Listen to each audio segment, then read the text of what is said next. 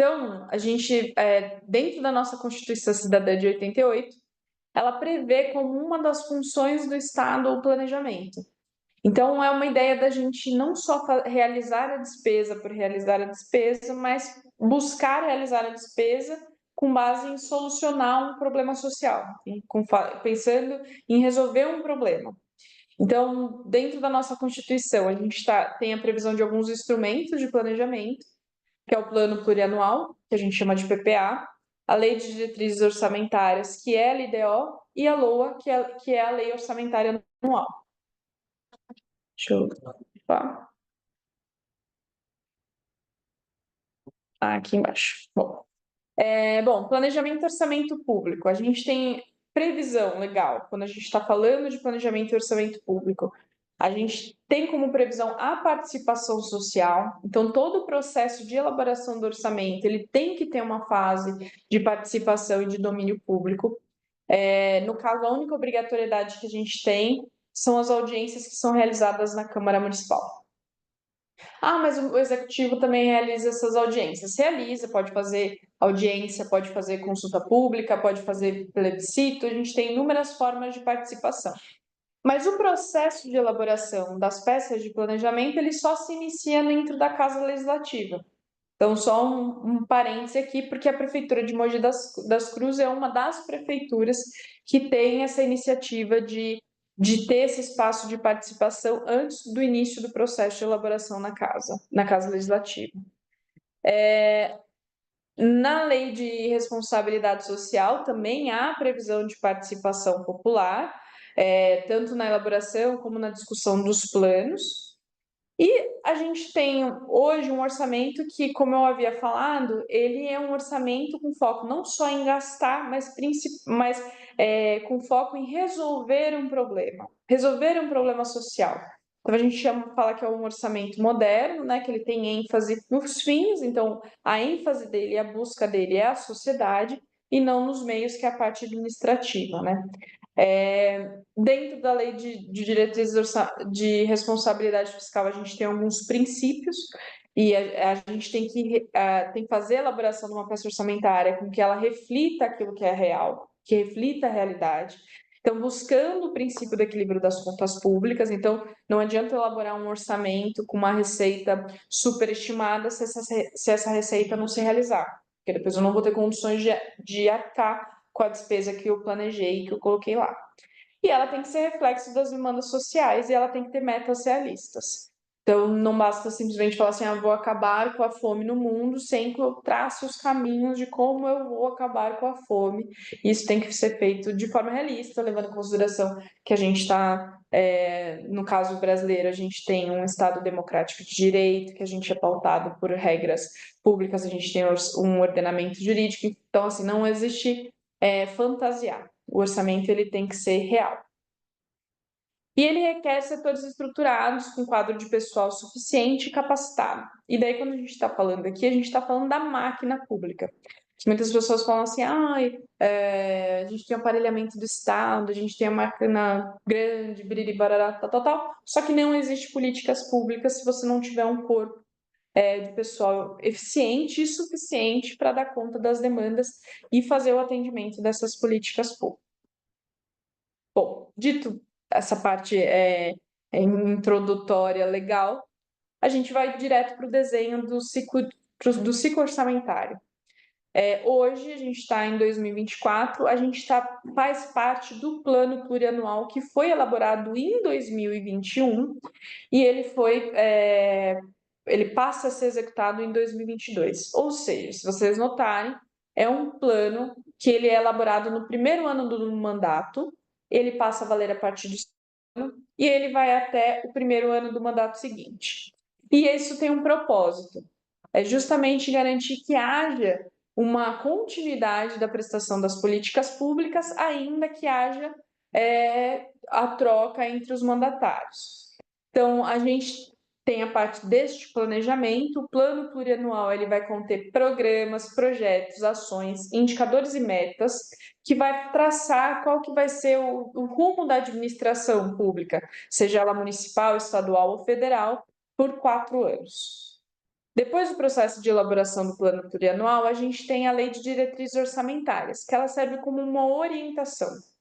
Então, nessa lei, a gente vai orientar como a gente vai elaborar o nosso orçamento. E a lei orçamentária anual, que vai falar. Oi? Alguém falou? Beleza. E a gente tem a lei orçamentária anual, que vai falar como que a gente vai executar essa despesa. Então, como eu falei, o PPA é um plano, é um instrumento previsto na nossa Constituição, que ele tem como objetivo organizar e viabilizar a ação pública. Então, lá eu vou fazer, é neste plano que eu vou dividir quais são as secretarias responsáveis por cada uma das ações, quais vão ser os projetos de responsabilidade dessas secretarias, e esses projetos e essas ações vão estar agrupados em programas. E por que a gente fala programa? Porque a ideia é que as políticas públicas elas estejam integradas. Então, eu posso ter um programa no qual faz parte de responsabilidade desse programa diversas secretarias. Então, no caso da Prefeitura de Mogi das Cruzes, a gente tem um programa que tem como foco o atendimento da primeira infância.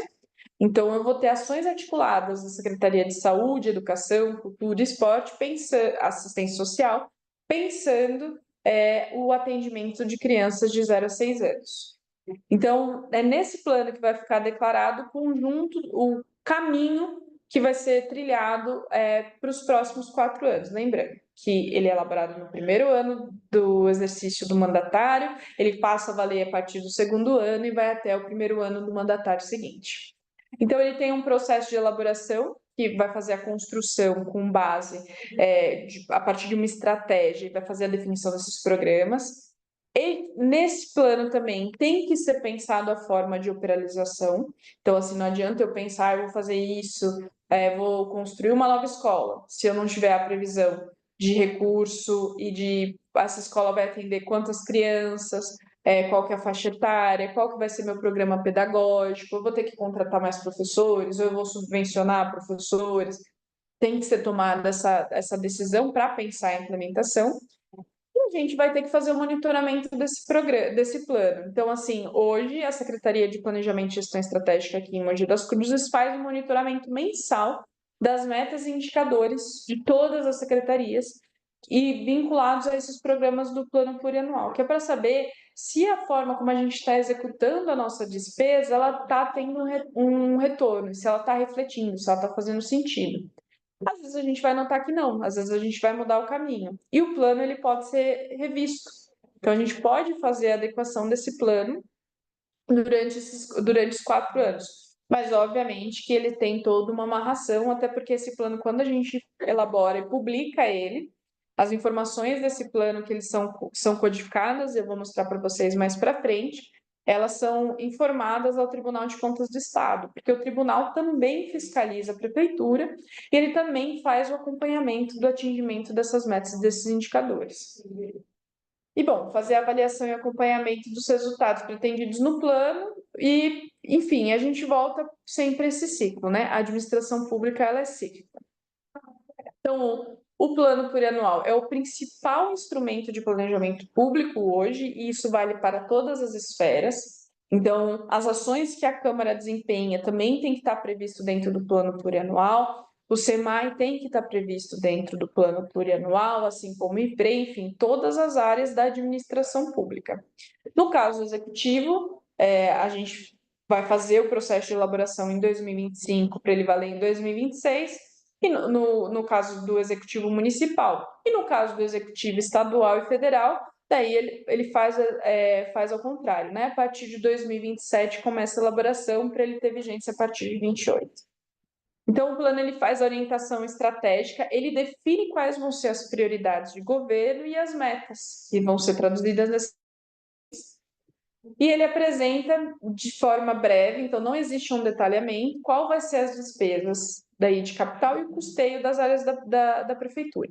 Isso também vou explicar um pouquinho mais para frente, a gente fazer essa diferenciação entre as despesas. Então, é um projeto de lei que ele tem que ser enviado até dia 15 de outubro do primeiro ano do mandatário. Em Mogi das Cruzes, porque existiu uma alteração na nossa lei orgânica em 2021, a gente faz a entrega do plano plurianual no primeiro ano do mandatário junto com a entrega da LDO, e depois a gente faz uma mudança dos períodos de entrega, né? Então, como eu havia falado, eu gosto de frisar, ele tem uma vigência de 3 anos, dos 3 últimos anos da gestão e o primeiro da gestão seguinte. Bom, a lei de diretrizes orçamentárias, ela é, vamos dizer assim, ela é uma segunda etapa. Então, a partir do momento que eu elaborei meu plano, eu vou ter as ações definidas, qual que é a minha estrutura administrativa, então também tenho que ter a previsão de quantas secretarias eu tenho, qual que é o orçamento dessas secretarias. Eu vou fazer a elaboração da lei de diretrizes orçamentárias. A lei de diretrizes orçamentárias, ela é um elo entre o plano plurianual e a lei orçamentária. Ela faz a orientação de como eu vou elaborar o meu orçamento. Então, lá eu vou colocar todas as metas e prioridades da administração pública. Isso, inclusive, é o momento de fazer a revisão dos indicadores e das metas que estavam previstas dentro do plano plurianual, porque como o plano plurianual é um plano de 4 anos, pode ser que tenha mudado alguma coisa no meio do percurso. Então, se a gente for pensar assim, a pandemia da Covid, você necessariamente teve que fazer alterações porque você não ia conseguir cumprir aquilo que estava no início, ou porque mudou demais sua realidade, você vai ter que, no caso da área da saúde, você vai ter que produzir mais, você vai ter que entregar mais. Então, aqui você faz a revisão dessas metas e dessas prioridades, e você aqui orienta como vai ser elaborada essa lei orçamentária. Então, essa orientação cabe, inclusive, a fazer a previsão de como vai ser a participação popular. Eu posso já fazer essa previsão dentro da lei. Aqui eu também oriento aquilo quais vão ser os gatilhos de contingenciamento, quais vão ser as medidas e ações e despesas que vão ser limitadas, qual que vai ser o meu limite de remanejamento dentro do meu orçamento. Então, é dentro dessa lei que a gente faz essa previsão. E é dentro dessa lei também que eu faço orientação para mudanças da legislação tributária. Por quê? Porque eu faço projetos de lei para fazer a criação de um novo imposto, a criação de uma nova taxa, a criação de um fundo. Eu faço isso durante o exercício, mas essa alteração ela só vai valer para o exercício seguinte. E necessariamente essa alteração tem que estar prevista na lei de diretrizes orçamentárias. Ela estabelece também qual que vai ser a política de agências financeiras. No caso, a Prefeitura de Mogi das Cruzes, a gente não tem uma agência financeira, alguns municípios têm, estados também têm, e o governo federal com certeza, mas aqui em Mogi não tem. No caso, a gente estabelece a política do nosso Instituto de Previdência, que é o IPREM, e também do SEMAI. Então, como eu falei, ela é uma legislação que ela também está prevista na nossa Constituição, junto com a previsão, a gente tem um capítulo completo, que é do orçamento, que a gente faz a previsão do plano plurianual, da lei de diretrizes orçamentárias e da lei orçamentária anual. Bom, a gente faz um plano que eu coloco as metas, que eu coloco os indicadores. Eu faço uma lei que vai me orientar na elaboração do meu orçamento. E o que é a lei orçamentária anual? É na lei orçamentária anual que eu vou dar o detalhamento do conjunto de ações, programas e como que eu vou gastar de fato. E qual que vai ser a fonte do recurso que eu vou usar para financiar uma determinada política. Então, dentro da lei orçamentária, eu vou colocar de forma explícita se eu vou gastar com recurso com terceiro, se eu vou comprar material de consumo e qual que vai ser a fonte de recurso que eu vou pagar isso. Que, inclusive, eu posso ter uma despesa com diversas fontes de recurso. Então, é um documento expresso por um conjunto de ações que são identificadas por recurso orçamentário, então é uma lei que ela é mais detalhada, para fazer a realização das metas que foram definidas na LDO, aquilo que eu fui definir que era uma prioridade para o próximo exercício, e que foram extraídas do plano plurianual. Então, o orçamento ele tem que ter todas as informações de despesa e de receita de forma detalhada, para evidenciar como que a gente vai fazer a entrega dessa política pública. Então, a gente, só recapitulando, PPA são 4 anos, a LDO elabora de um ano para o próximo exercício, mas considerando qual que vai ser a orientação da elaboração do meu orçamento para o próximo exercício, e a lei orçamentária também faço da mesma forma, eu elaboro no ano anterior para ela entrar em vigor no próximo exercício. Quando a gente está falando desse processo de elaboração, a gente tem um conceito que é muito importante trazer, que é o da accountability. É uma palavra em inglês, porque não existe uma tradução para defini-la de forma, vamos dizer assim, de forma objetiva, mas é uma ideia de responsabilização. Então, é ter a responsabilização permanente dos gestores públicos em relação aos atos. E, inclusive, ter em relação àquilo que foi omisso, porque a não ação também é uma política pública. E fazer a avaliação, tanto da conformidade quanto legalidade dos atos, mas também da economia, da eficiência, da eficácia e da efetividade das políticas públicas. Então, quando a gente está nesse processo de planejamento, de elaboração dessas peças, a gente também tem que considerar isso. Então, a gente tem que fazer o monitoramento disso a fim de prestar accountability, né? Sermos responsabilizados. Mas daí não só enquanto agentes públicos, mas também enquanto sociedade civil que faz o monitoramento desses agentes públicos. E mais recentemente, nos anos 2000, a gente teve a Lei de Responsabilidade Fiscal, que muita gente já deve ter ouvido falar. Então, assim, era um conjunto de normas que determina tanto a... Opa, deixa eu voltar. Tanto a União, estados e municípios gerirem com prudência suas receitas e suas despesas, né? Para evitar o desequilíbrio orçamentário e endividamento excessivo.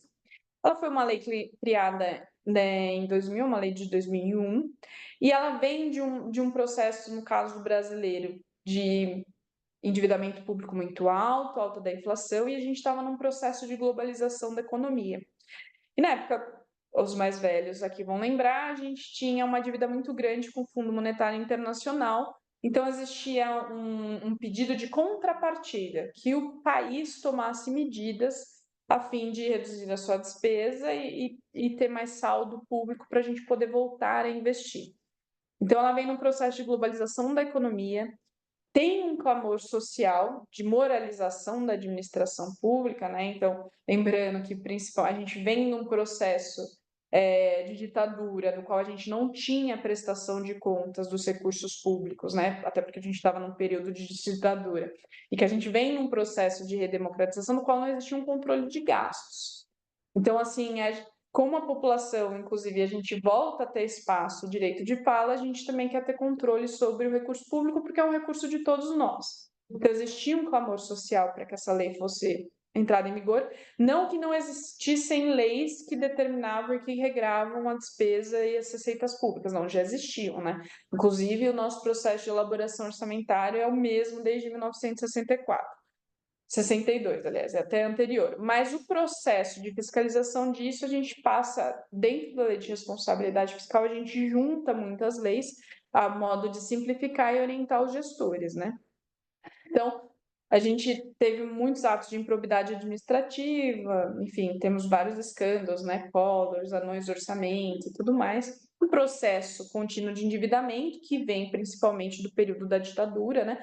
Os militares fizeram muito endividamento e que, como eu estava falando, o Fundo Monetário Internacional pressionava muito a gente para ter práticas mais associadas a uma política neoliberal de diminuição do Estado, consequentemente também uma racionalização da prestação de políticas públicas, né? Então, a lei de responsabilidade fiscal, ela busca garantir o equilíbrio entre receita e despesa, ela vai estabelecer metas fiscais e a gente vai fazer a previsão de riscos fiscais. Esse risco fiscal, a gente também vai fazer a previsão na LDO. Então, se a gente está num cenário de pandemia, eu também faço essa previsão na elaboração da minha lei. Eu faço, inclusive, a previsão se eu tiver. Vou pegar agora notícias quentes do momento. A gente teve a eleição do Donald Trump, provavelmente a gente vai ter um aumento do dólar, e isso tem um impacto direto dentro da nossa economia, dentro do nosso PIB. Então, a gente faz a previsão disso, a gente leva em consideração diversos índices. A gente estabelece critérios e formas de limitação de empenho. Então, a gente faz uma programação da execução financeira do município, do estado e da União, prevendo, por exemplo, a execução orçamentária a partir de cotas. A gente faz as alterações da legislação tributária, transferência entre recursos de entidades públicas e privadas, porque a gente também pode captar recursos com bancos externos. A gente faz a forma de utilização do montante de reserva de contingência, porque reserva de contingência é um recurso que o executivo tem que fazer a previsão para caso aconteça alguma coisa, eu tenha orçamento para suprir essa necessidade.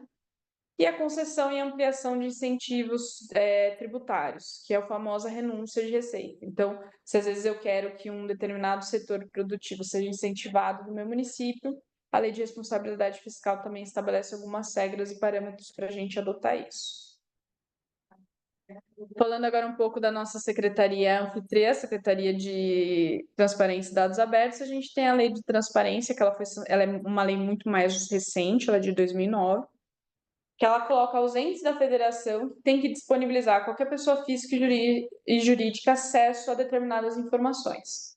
Então, no caso das despesas, então todos os atos praticados pela administração, eu tenho que ter publicidade disso, seja no formato de contrato, na disponibilização de planilhas em relação à liquidação e empenho, números de diferença, enfim, qualquer pessoa pode solicitar essas informações, pode dar vistas aos processos. E quanto à receita, também ao lançamento, as informações sobre o lançamento e recebimento dessas receitas, inclusive aquilo que se refere a recursos extraordinários. Aqui, quando a gente fala de recursos extraordinários, a gente está falando algo que não é corriqueiro ou que não estava previsto na lei orçamentária anteriormente. É o caso das emendas. Acho que é o caso mais fácil que a gente tem. Vou tomar um golinho d'água aqui. E agora a gente vai começar a olhar para, de fato, como que se traduz isso em planilhas. Quando a gente está falando do processo de elaboração do plano plurianual, e eu falei muito que ele está organizado em programas, esses programas eu vou descriminalizar os resultados que eu tenho que alcançar. Então, o programa ele tem que apresentar quais são os objetivos dele, qual que é o problema social que eu quero solucionar. Eu vou ter as informações dos indicadores para mostrar, mostrando a realidade atual e como é a expectativa de alcançar. Então, sempre que você olhar o PPA, ele vai estar lá, vai ter uma caixinha que vai estar escrito índice recente. Então, foi a última vez que esse indicador foi apurado e qual que é a minha expectativa de apuração no final desse plano. Eu vou ter as ações, que vão ser divididas entre projetos e atividades, e vou ter os valores e as metas físicas. As metas físicas, eu quantifico o que minha ação vai entregar. Então, os programas. Eu tenho dois tipos de programas. Eu tenho um programa finalístico, que é aquele que faz o atendimento e a entrega de bens direto à sociedade. Então, um exemplo, programa da saúde. O programa da saúde é um programa finalístico, ele é evidente, todo mundo sabe que existe hospital, UBS, UPA.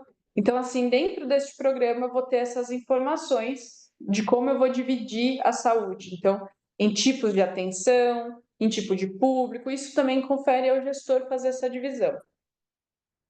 E eu vou ter os programas de apoio administrativo, que geralmente são aqueles associados às secretarias meios. Então, no caso aqui, a gente tem um programa que chama Mogi Eficiente, do qual a Secretaria de Finanças é responsável por ele. Nesse programa, eu vou ter as informações das ações e dos programas que faz pagamento da dívida pública, pagamento de encargos sociais. As ações. A gente vai ter dois tipos de ação.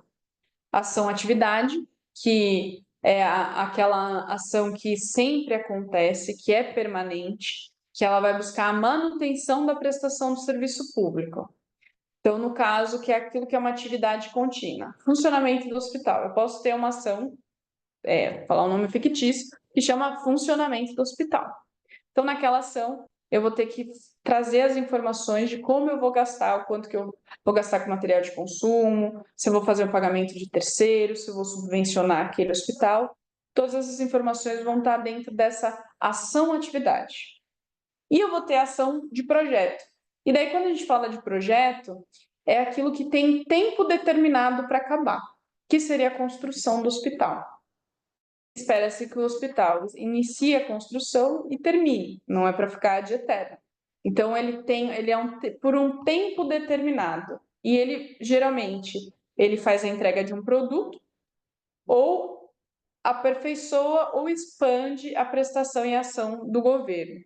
Então, se eu vou construir um hospital, necessariamente eu vou ampliar as minhas atividades em relação ao funcionamento do hospital. Dos valores, a gente faz a divisão das despesas em dois tipos de despesa. A gente tem a despesa corrente, que é aquilo que a gente realiza sempre, e a despesa de capital. Ela vai na mesma lógica das ações de custeio, das ações de atividades, ação de custeio e as ações de projeto. Então, as despesas correntes é aquilo que a gente gasta rotineiramente. E a despesa de capital é aquilo que é pontual, que, de novo, é atrelado à ação de projetos, é aquilo que a gente vai fazer de entrega. Então, no caso, uma obra, uma aquisição de maquinário pesado, instalações, enfim, equipamento, uma coisa pontual, você não vai comprar sempre. E dentro da construção dos programas, eu gosto de fazer essas perguntinhas, porque isso no final vai virar um código. E a gente consegue traduzir isso numa planilha. Então, no caso, vamos lá. O que a gente vai construir? Vamos construir creches. Por quê? Porque a gente tem uma necessidade. Então, de novo, eu tenho sempre que responder a um problema público, a um problema social. Então, eu tenho a necessidade de criar 1.000 novas vagas. Eu vou fazer isso na construção de 10 unidades. Eu vou fazer nos bairros de maiores demandas. Eu vou fazer a elaboração do projeto e vou fazer a contratação.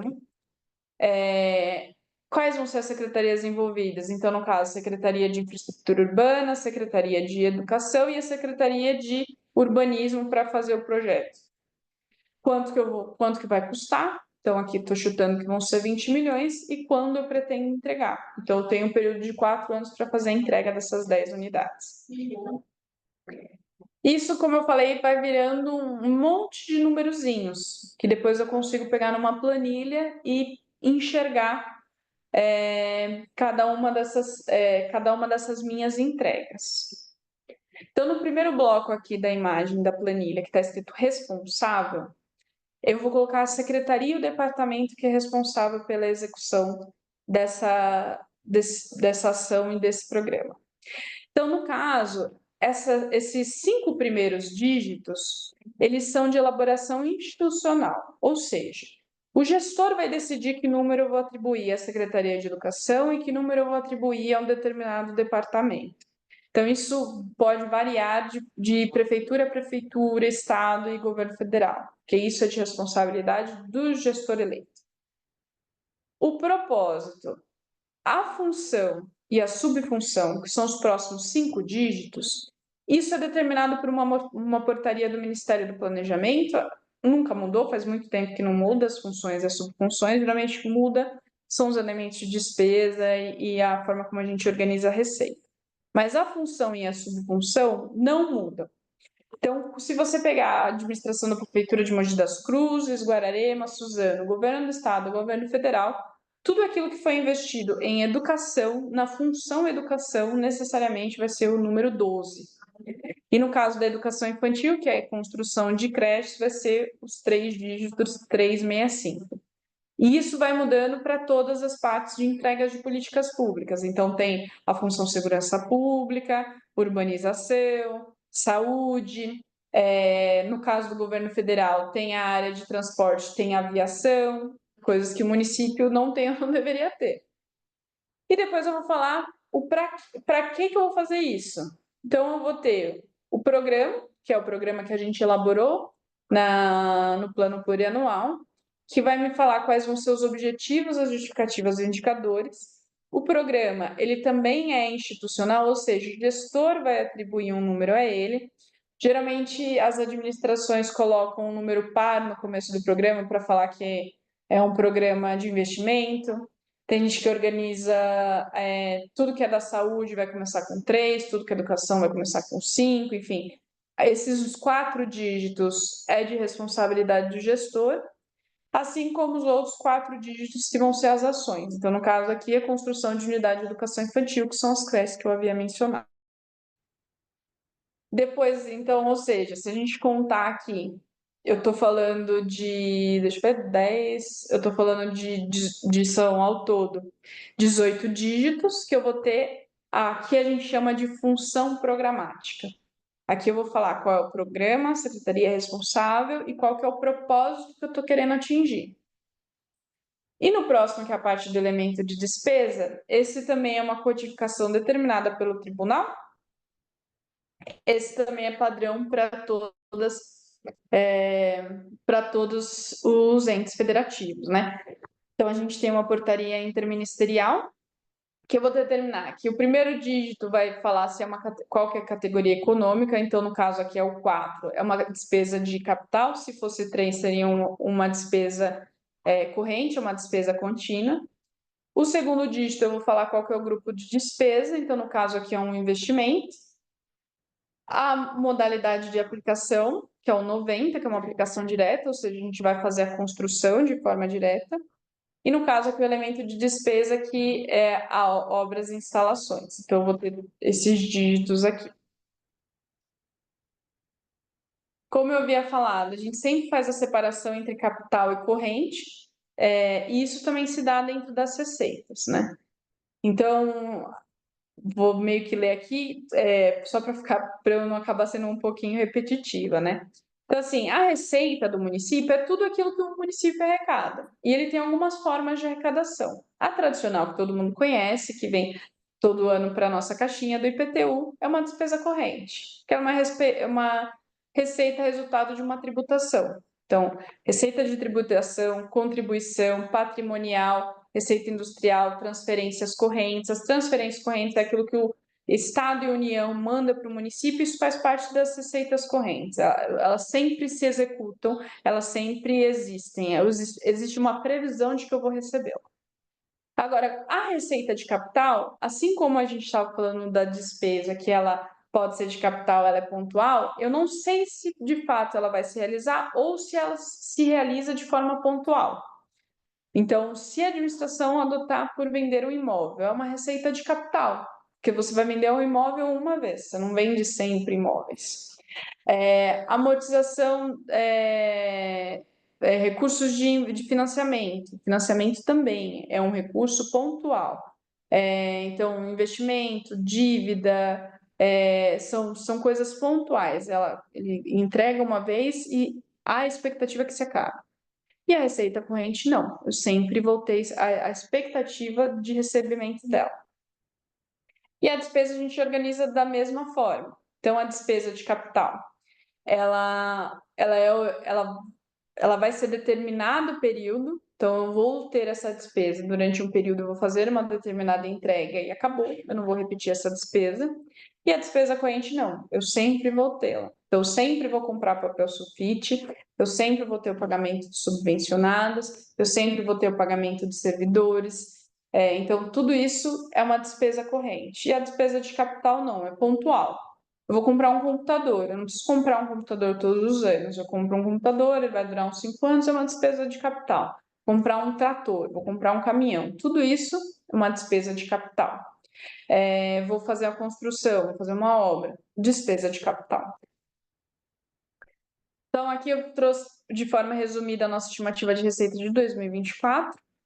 Então, a gente levou em consideração as receitas correntes do município, a receita de capital, e a que a gente chama aqui de receita corrente intra-orçamentária.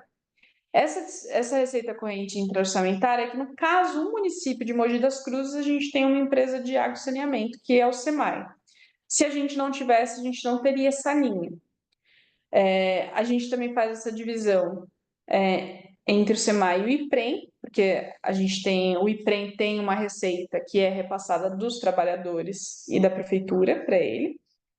E o SEMAI, no caso, porque ele faz a arrecadação, a medição de todo o município, e a prefeitura também faz pagamento ao SEMAI. Então, ao todo, se a gente somar as 3 entidades, o IPREM, a prefeitura e o SEMAI, a gente tem uma receita de 2.778 prevista para 2024. A gente não conta com a Câmara aqui. Não, a Câmara ela não gera receita, a Câmara ela só gera despesa. Então, aqui nesse próximo slide, eu trouxe organizadas por programas, como a gente tem hoje. Então, hoje a gente tem 19 programas, contando com a reserva de contingência. Então, em termos de valores, né?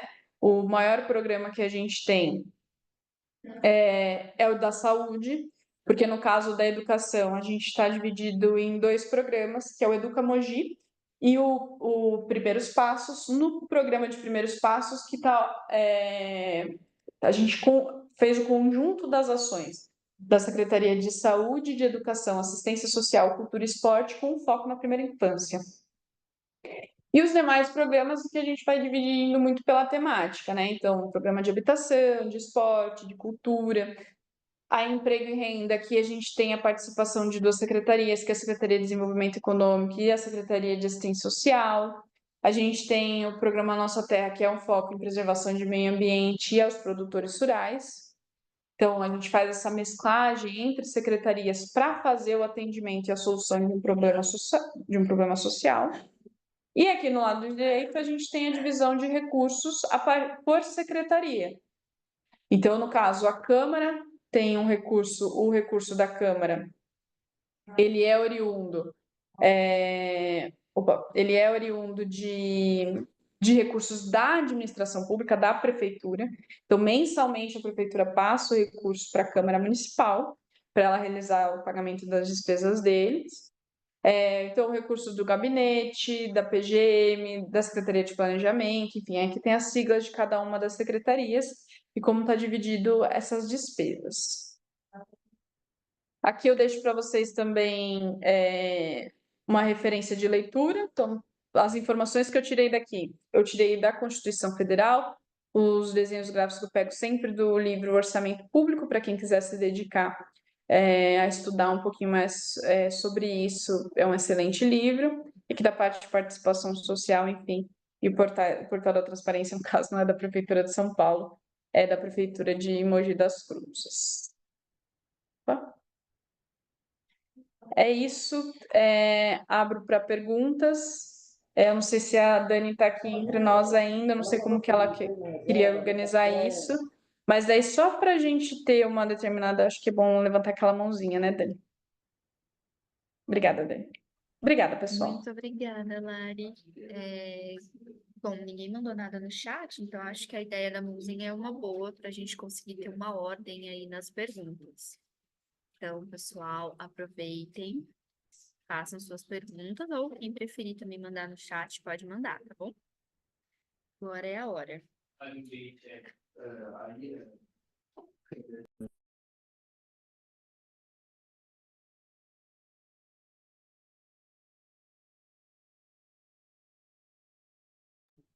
Eu tenho uma pergunta provocativa. Ô, Lari, a gente escuta muito aqui em Mogi a gente escuta aquela terminologia de empenho prévio. O que você acha? O que você pode dizer para a gente um pouquinho sobre empenho e dessa nomenclatura que a gente deu aqui em Mogi, né, de empenho prévio? Agora você foi bem provocativa. Vamos lá. Não todo empenho é prévio. Não existe empenho póstumo. Porque quando a gente está falando de orçamento, a gente faz. E aí eu acho que teria que ser uma parte mais de execução, e eu nem pensei em. Devia ter colocado um slide sobre isso. Quando a gente vai executar qualquer despesa, eu tenho que fazer a reserva do recurso. É a primeira etapa. Então, eu pego o orçamento, eu faço a reserva e falo assim: olha, eu vou gastar tanto com isso aqui. E essa reserva, ela tem um código, ela tem um númerozinho, e ela é amarrada dentro de um sistema. Depois que eu faço essa reserva, eu tenho que fazer um empenho. Esse empenho só é gerado se eu tenho a informação do contrato, da ata, da SC, enfim, daquilo que se eu vou fazer uma aquisição e tudo mais. E necessariamente esse empenho tem que ser feito antes da realização da despesa. Porque se eu realizo a despesa, se eu faço alguma coisa e resolvo pagar depois, significa que eu não tive o devido planejamento, ou que eu não previ isso dentro do orçamento. O empenho é como se fosse, vamos dizer assim, um contrato de execução. Ou como, na verdade, o empenho eu posso falar que ele é um contrato, é um compromisso, é um termo de pagamento com aquele que está me fornecendo, seja um serviço ou seja um produto que eu estou. Então, assim, aqui em Mogi o pessoal fala empenho prévio para despesas de pequeno valor. Então, existe essa modalidade de aquisição dentro da administração pública, mas aqui se popularizou com a expressão empenho prévio. Tanto é que é uma coisa, uma jabuticaba daqui de Mogi, que a gente tem até um processo com esse nome. E não deveria existir. Se pegar qualquer outro município, pegar o Tribunal de Contas e falar assim, meu Deus, o que é isso? Né? É uma coisa que caiu no, vamos dizer, caiu na boca dos servidores daqui de Mogi e assim ficou. Mas não, mas é a ideia de você fazer pequenas despesas, né? Sem a, mas todo o empenho ele é prévio. É isso. Muito obrigada, Lari. E aí, gente? Alguma pergunta, curiosidade?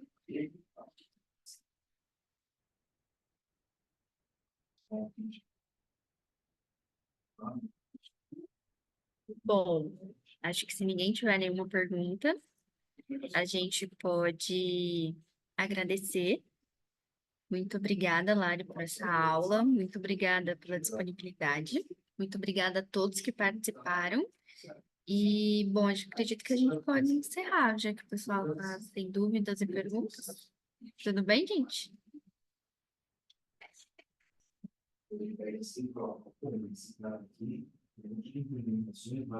Certo, então a gente vai parar a gravação. Muito obrigada, pessoal.